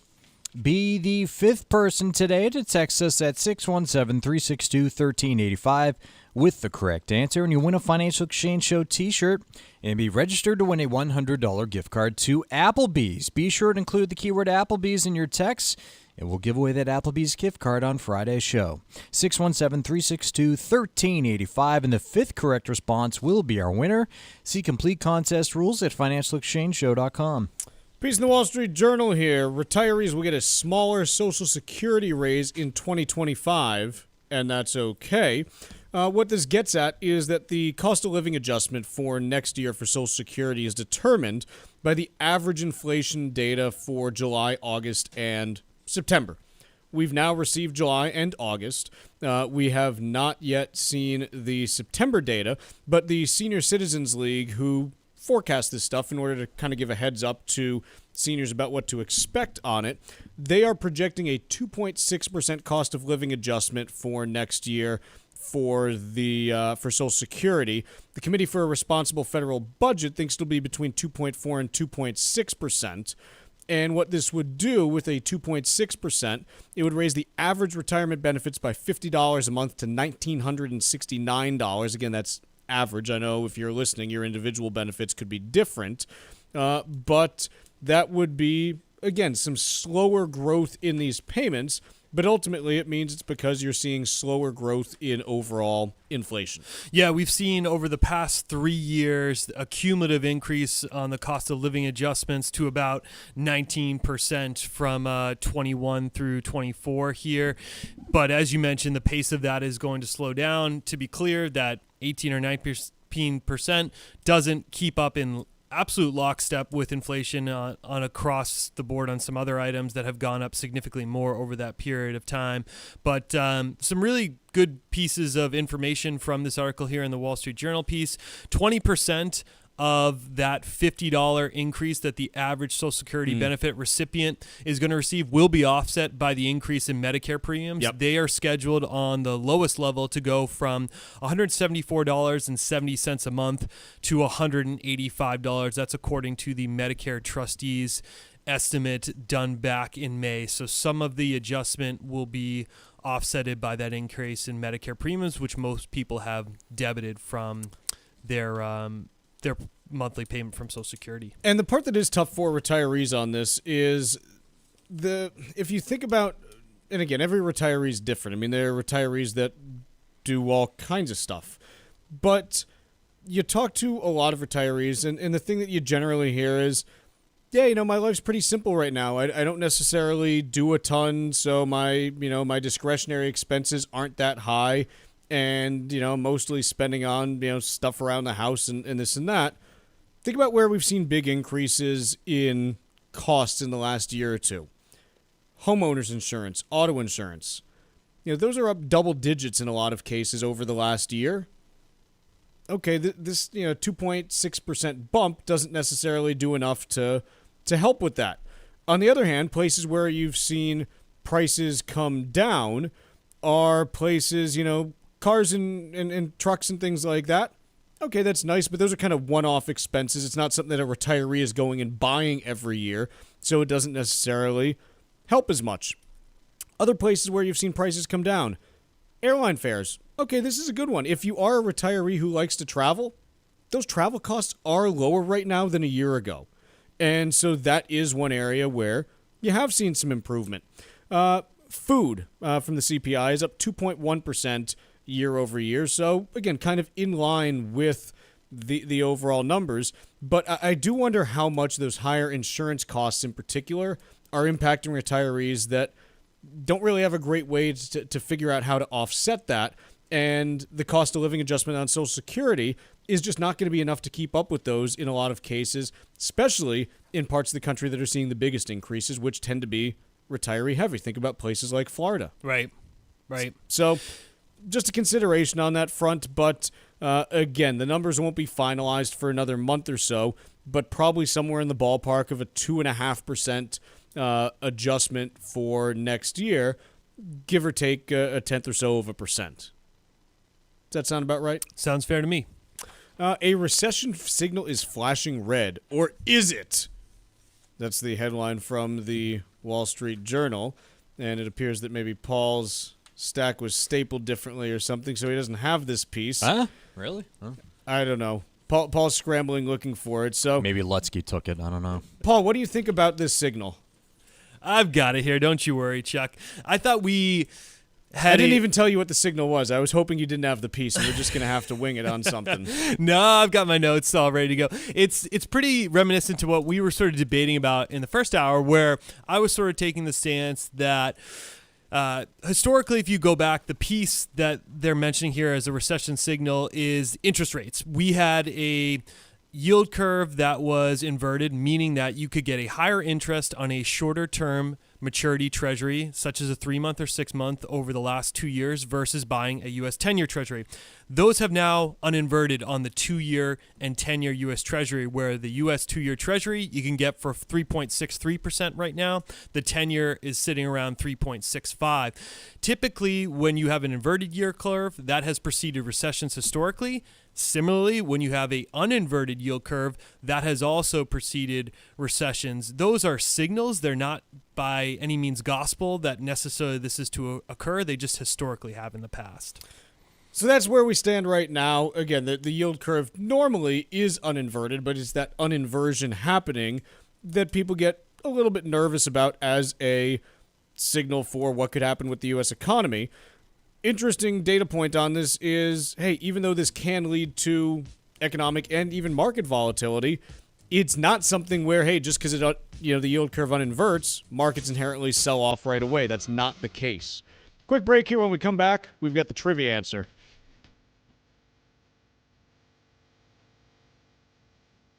Bringing the latest financial news straight to your radio every day. It's the Financial Exchange on the Financial Exchange Radio Network.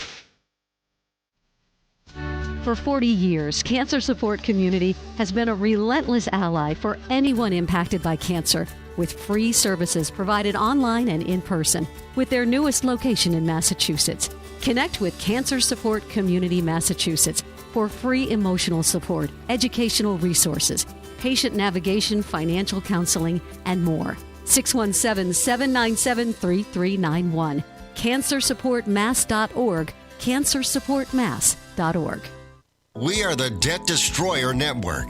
Any debt you have, credit card, tax, student loan debt, call now for free information that helps you destroy your debt. It's great advice. Plus, when you make this free call now, we have Debt Destroyer experts ready to help. They can show you how to destroy your debt and get your life back on track. Debt problems don't have to be overwhelming. You can live stress-free and debt-free. Credit cards, medical bills, IRS tax problems, even student loan debt. Learn about free programs offered by the credit card companies, hospitals, and even the government that can help slash your debt. Call the Debt Destroyer now for free information. Call now. 800-430-8804. 800-430-8804. 800-430-8804. Again, that's 800-430-8804. Discover the fish and farm market at the Boston Fish Pier. Open every Saturday from 11 a.m. to 3 p.m. in Boston Seaport. From fresh seafood to juicy tomatoes and sweet corn to grab-and-go options, indulge in the peak of summer's bounty. Support local farmers and enjoy the freshest ingredients all summer long. Sponsored by Mass Farmers Markets, a nonprofit dedicated to championing farmers markets across Massachusetts. Find a market near you at massfarmersmarkets.org. Last year, we introduced you to Mark Vaughter, CEO of Veterans Development Corporation. Mark is a career military man, and we're proud to have him back as the presenting sponsor of the 2024 DAV 5K Boston. I joined the Marine Corps when I was 18 and served proudly from 1981 to 1984. As CEO of Veterans Development Corporation, my goal is to give back to the veteran community, many of whom are employees of this company. This is one of the reasons I am so excited to be partnering with the Disabled American Veterans Department of Massachusetts on this year's DAV 5K Boston. The DAV works tirelessly to support many of our disabled veterans and provide them access to critical services that help them live comfortably every day. I hope to be part of many more success stories of our vets being able to achieve their goals and dreams when their service ends. Veterans Development Corporation is proud to be the presenting sponsor of this year's DAV 5K, taking place on Saturday, November 9th at Fort Independence in South Boston. To register for this year's race, visit dav5k.boston. This is Tucker Silva of the Financial Exchange Show, and I'm joined today by estate planning attorney Todd Lutsky from the law firm of Cushing & Dolan with your Financial Exchange quick tip of the day. And today, we're talking about your new guide, Todd, Demystifying the Top 7 Estate Planning Trusts. Now, do you lose control if you transfer your assets to an irrevocable trust in order to protect them from long-term care expenses? Well, that's great when you mention that irrevocable trust, but limit it to the kind of trust where you're over protecting it from the cost of long-term care. Because as the guide says, there's 7 different kinds of trusts that we're trying to demystify. And there's also many kinds of irrevocable trusts out there, not just one type. So many people think there's just one type. But this particular type, where you're trying to protect it from the cost of long-term care expenses, the answer is no. You do not lose control over your assets. There's a whole spectrum of control with irrevocable trusts, and this one, you keep about 95% control. Like, you can live in your house, you can sell your house, you can buy another house, you can invest your money, you can manage your money, you can collect the income. Even the tax liability of these trusts are designed to be at your own rate. In other words, they are grantor trusts. You don't even pay any higher income taxes when you have this irrevocable trust. So this kind of trust, folks, you keep control and you protect your assets from the cost of long-term care. Call right now for your free copy of Cushing & Dolan's comprehensive guide titled Demystifying the Top 7 Estate Planning Trusts. It will help you determine what type of trust is right for you and your family. Call 866-848-5699. That's 866-848-5699. Or you can request it from LegalExchangeShow.com. The proceeding was paid for, and the views expressed are solely those of Cushing & Dolan. Cushing & Dolan and or Armstrong Advisory may contact you offering legal or investment services. Cushing and Armstrong do not endorse each other and are not affiliated.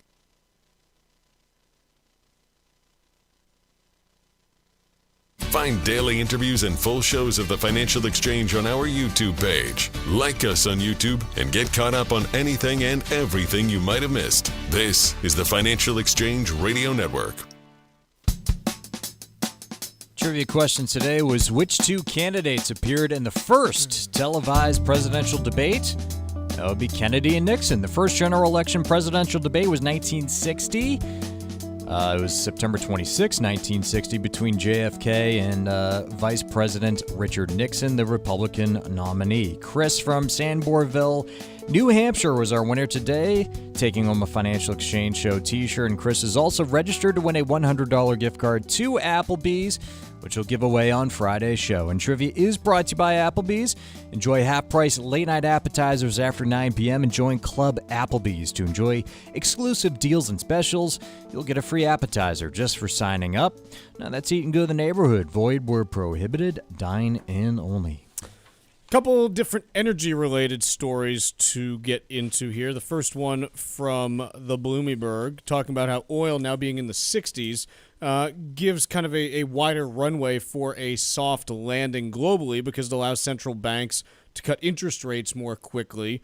Your thoughts on this, Paul? I would argue that sentiment just because typically when the U.S. Federal Reserve is looking at inflation data, core PCE we talk about a lot is for the Fed's preferred measure. It strips out the impacts of energy and food. We talked about that in the first hour of the show, that core data strips out the noise from energy because it can be so volatile. You and I can sit here and talk about oil being in the 60s, but I'm not going to sit here and say that it couldn't be in the 80s or 90s 6 months from now. It's just so hard to predict. I'm not saying that that is something that's going to occur, but the idea of having lower oil prices and it having direct impact on the Federal Reserve and its policy changes, to me, I don't feel is necessarily the case. Is it important for overall consumer sentiment and just people's feelings on inflation? Yeah, absolutely, but not in terms of policy impact. Yeah, I don't think the Fed looks at oil prices and assumes they're going to be moving any direction when they're trying to enact policy, because I think they basically acknowledge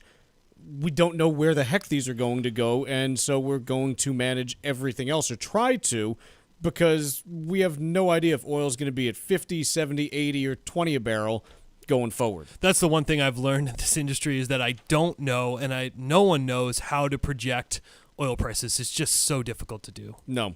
Now, what you are seeing here in terms of gas prices, the AAA national average for gas prices currently sits at $3.25 and 0.3 of a barrel.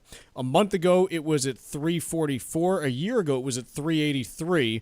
And so you've seen, a pretty sizable move down now. If you look at gasoline futures and the pricing that you're seeing there, it is very much feasible that we have another 10% or so to fall as far as gas prices. What that means is a decent chance that somewhere around October 1st, you might be seeing national gas prices at or below $3 per gallon.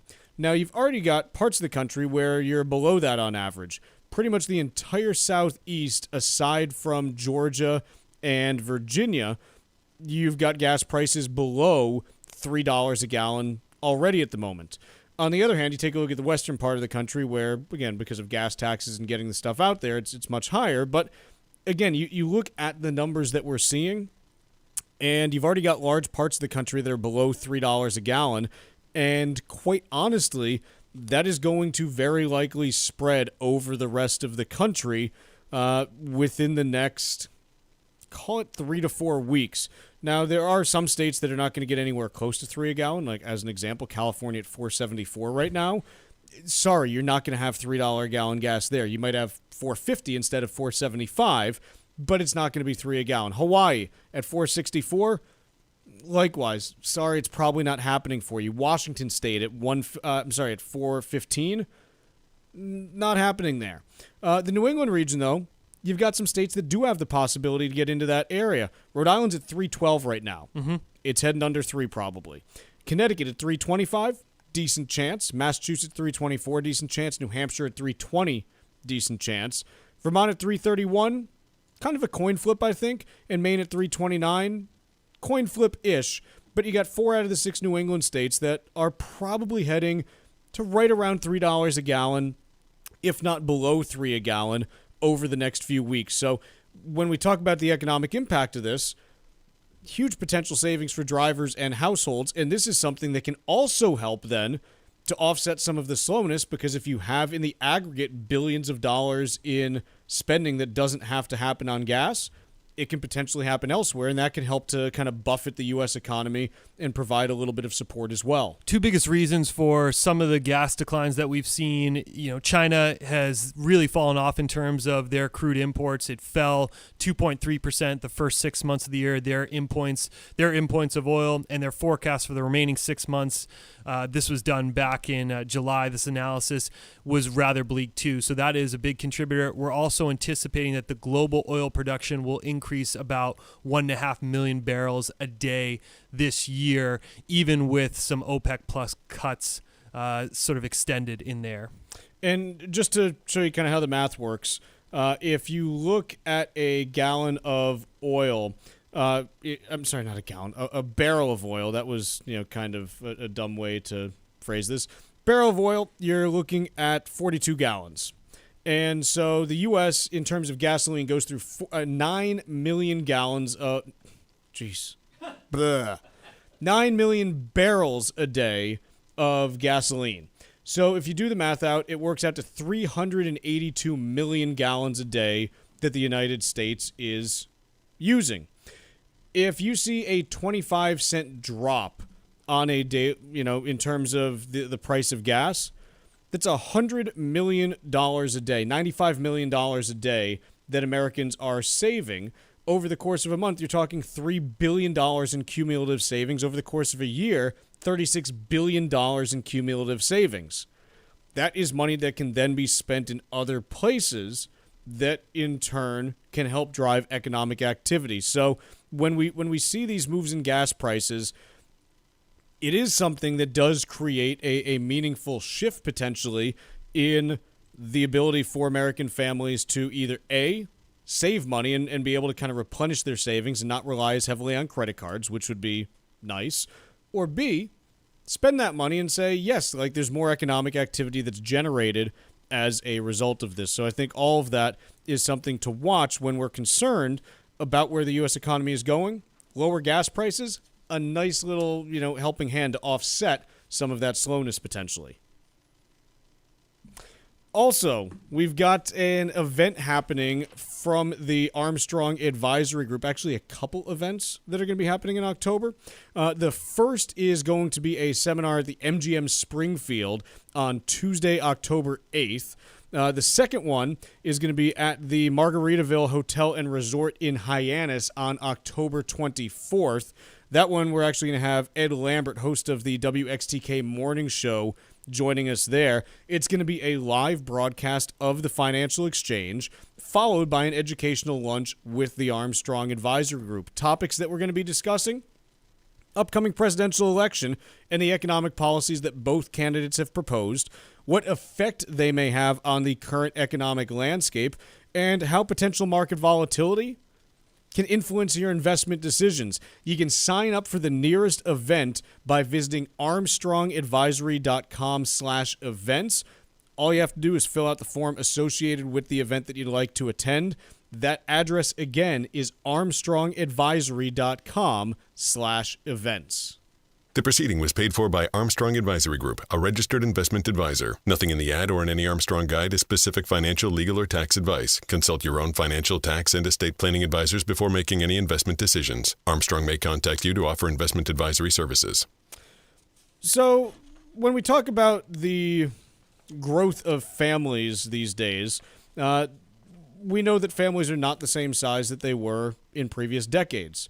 And a quarter of millennials and Gen Zers without children say, hey, we don't want to become parents. This is according to a study from Mass Mutual. And one of the key things that they cite in this study is that a huge reason why these people are saying, hey, we don't want to have kids is financial. Hey, it's tough to afford to do so. And I'm going to call baloney on this. And the reason that I'm going to call baloney is that even in parts of the world that have implemented, huge paid family leave options. South Korea tried to do this. Significant child care supplements and things like that where, the cost goes down significantly and availability of parents goes up significantly. You have not seen a meaningful shift in birth rates as a result. And so I know that everyone wants to say that, hey, it's financial stuff is a key driver and this and that. And it's not to say that having kids is financially cheap. It's not. It's very expensive, and I understand that it's a huge drawback, financially having kids. It's like it's a huge suck of money. Like it is. But I don't believe that that's actually the main reason why people are having fewer kids or choosing not to have kids. We're in agreement here. I was going to come at this the same way. It may be a factor as one of 5 in someone's decision to not have children, but the other 4 are equally as significant in the decision. It's ultimately a lifestyle decision, and while financials may play a weighting in that pie, it's not the whole pie. There's a lot of other reasons in place that would lead to a family making that decision. So it's really hard to come at it as just financial, because we can make the counterpoint that there have been countries that have tried to make it more financially affordable to have kids, and that doesn't stimulate birth rate. It's more these bigger, broader decisions that families have to make as to whether they want to go down that road. Let's take a quick break here. When we come back, it's time for a little bit of Stack Roulette. Breaking business and financial news first throughout the day. Only here on the Financial Exchange Radio Network.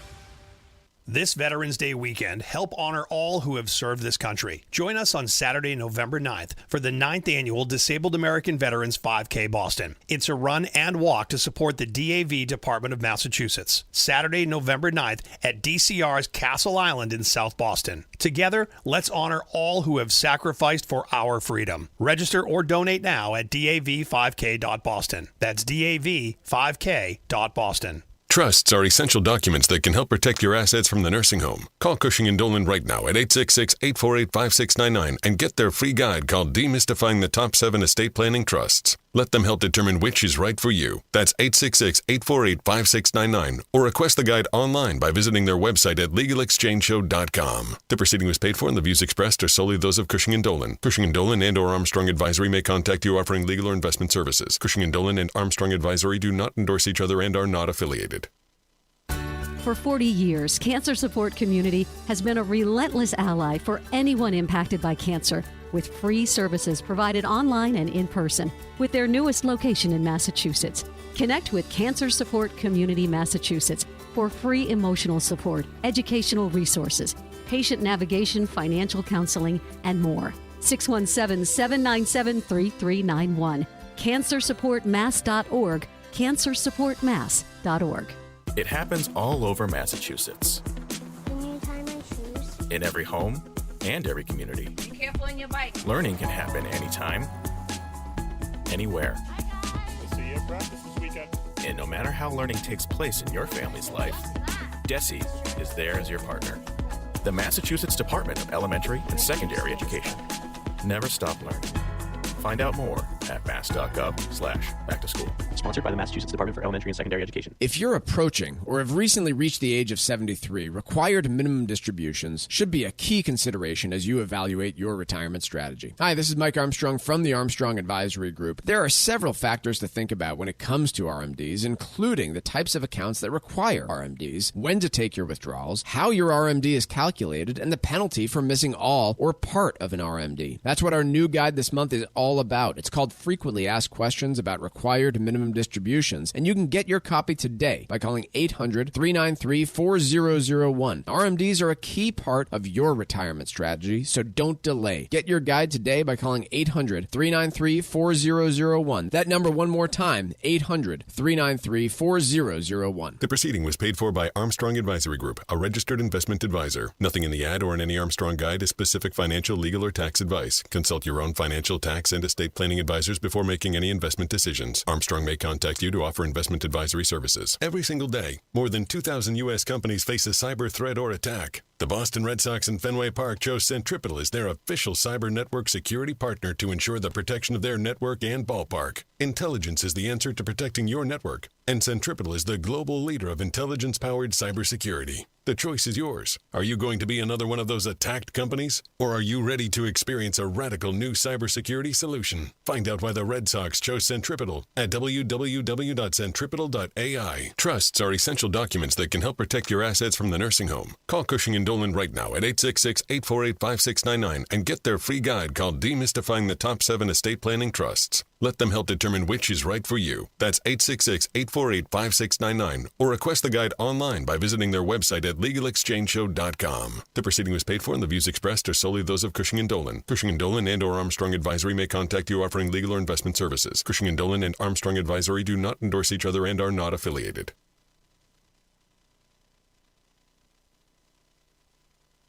Miss any of the show? The Financial Exchange Show podcast is available on Apple, Spotify, and iHeartRadio. Hit the subscribe button and leave us a 5-star review.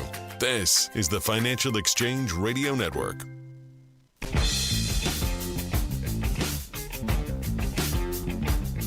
This segment of the Financial Exchange is brought to you in part by the U.S. Virgin Islands Department of Tourism. The U.S. Virgin Islands are St. Croix, St. Thomas, and St. John. Summer is just about over, so now's the time to start looking at a fabulous holiday vacation, and there's no better place than the U.S. Virgin Islands. Enjoy perfect weather, world-class dining, incredible beaches, and a vibrant nightlife. No passport is needed, and there's no money to exchange. Take your next vacation in America's Caribbean paradise, the United States Virgin Islands. Go to visitusvi.com to book your trip. That's visitusvi.com.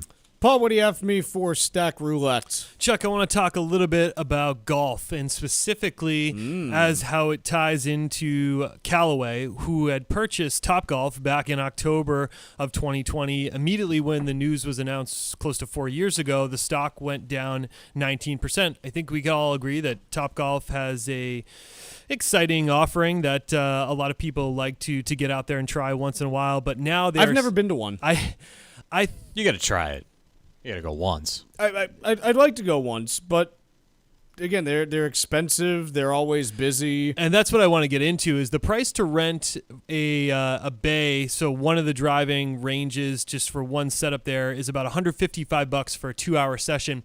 Plus, you're talking food and drinks on top of that. So to Chuck's point, it is relatively expensive to go out there for the 2-hour period if you tack on the assumed cost of food and beverage on top of that. Golf, meanwhile, has surged significantly since 2020. In fact, they've mentioned that it's been the most significant uptick in golf since really 20 years ago when Tiger Mania really struck the United States, according to an equity analyst at Raymond James. Unfortunately, as a result of this acquisition, Callaway shares are down 52% since they acquired Topgolf. Topgolf had reported that their same venue sales had fallen about 8% in the second quarter. And this contrasts amusement parks and bowling alleys, which have done well during this period of time. There just hasn't been the same appetite. And some of that's tied into the fact that a lot of companies out there that would use this for corporate events, they've tightened their belts a little bit. So they've seen a drop off on sales there. So it really seems as if Callaway acquired Topgolf kind of at the peak where it was, October of 2020, and you didn't have much to do. I can't recall what the restrictions were at that point in time, but really a free money sort of era. Tucker, you're a big golf guy, I know, yeah? Yes. If you were the global president of golf, if you ran golf around the world, how would you change the game to get more people into it? I mean, I don't think I would change really. I mean, the number one is figure out this PGA Live crap. Like, figure that out. Just get it over with. Get all the good golfers in the same league, please. Sure. Because watching PGA on Sunday has really gone downhill, right, quite frankly. You don't want to see it go the same way that IndyCar and kart went in the United States, where open-wheel racing basically died in the United States. I want to see the best of the best compete against each other. I got some bigger things that I would do. Okay. Too many holes. It's too long. Okay, so you're talking about golf in general. Yes, how would you change golf? How do you get Paul and Chuck out there if more you often? want to grow the game, it can't be 18 holes. And I know you can play 9 if you want, but I'll give you one. Make it 12. I'll give you one. What do you got? More par 3 courses, maybe with a couple par 4s mixed in. Yep. And here's the other thing. I don't know if either of you have ever looked into the economics of a golf course, but they're generally awful unless you're like a really premium course. You can't get enough people through there with the land requirements and water requirements and all the stuff that you need in order to actually pay for it. It's just not affordable for people at that scale. And things like par 3 courses where you don't need as much land and water and things like that can absolutely make it more palatable, and it takes way less time. So I think that golf is a sport that is so inaccessible to so many people because the cost is really high and the time commitment is huge. Paul, if you're a basketball guy, right? You still play at all? Yeah, pick up on Thursdays. How long do you play for? Probably the commitment's from 6 to 8:30. Is that including a couple beers after? Looking for 2 hours here. 2 hours. Yeah, Okay. I would say 2 hours. Yeah. All right, give me such a hard time here. He answered the question wrong in the first place. You're in, you're out, you're done. What's the cost to you? This one is $10. It hasn't moved for about 10 years. $10 a game? $10 for the night. Okay. But this is because it's subsidized. Anyway, it's neither here Whatever. nor there. Cheap. Either way, it's not very expensive to do this stuff. And that's why you see more people playing all these other sports. You ever see like a bunch of people, like how many adult baseball leagues do you see? Not many. Yeah. Softball. You see some softball There's a here lot and there, more. but again, you just don't see a ton of it because these are sports that are cost prohibitive to get into even to begin with. Yeah. And so it's just I think hard to grow them. Softball does a good job of making what is a difficult sport a little bit easier, and golf could go down the same route where it's pretty hard to hit a fastball traveling, not like old people are throwing 80, 85, but it's hard to hit a baseball in general. Softball makes that easier. Golf needs something like that to make it easier, to make it more accessible. Par 3s are a good example of that. I was talking with friends who were out at Treehouse Brewery in the Tewksbury area where they have a 9-hole course, but it's par 3 large. I think there's a par 4 or par 5, but it's short course. I've played that before. You've played it. It's pretty good, 9 and holes. it's all about the food and drinks, and it gets more people out there. And I think it gets younger people out there too because it's just for fun, and you're going to have drinks and a good time. It's definitely way too intimidating to go out there as an amateur. And you got to get compete. the cost down and you got to get the time commitment down because otherwise it's like, what, I got to spend like $5,000 just to get passable at this? No, that just doesn't work. You've got to figure out a better way. And I say this as someone who loves golf, but it's not working for a lot of people. We're done for the rest of the day. Back at it tomorrow on The Financial Exchange.